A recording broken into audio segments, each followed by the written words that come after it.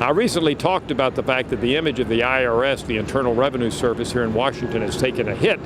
Another question that could be asked, is the image of the federal government more broadly more negative now than it has been? Has it taken a hit? Well, we updated 2 questions asking about government power that we've trended over time, and the short answer, no. We don't see a drop, at least compared to recent years, in those measures of government power. Here's the first one in front of you. Does the federal government have too much power?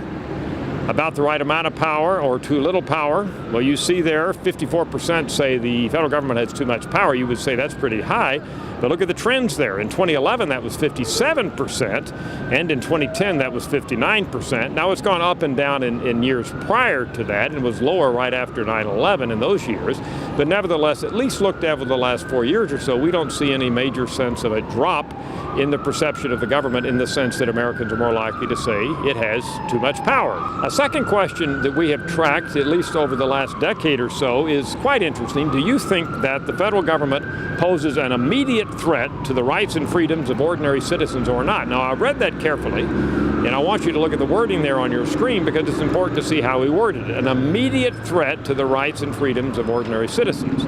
Well, the percent who say yes to that question now is 46%. Now again, you may say, well, that's a fairly significant hunk of Americans there who agree with that pretty strong statement, but we don't see that that represents a major change from where it's been recently.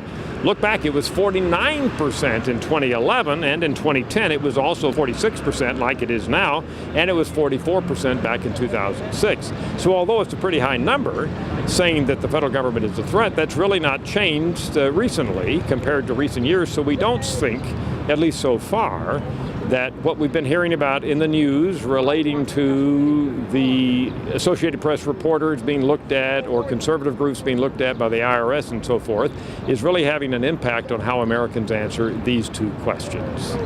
That's an update for you. I'm Dr. Frank Newport, Gallup Editor-in-Chief.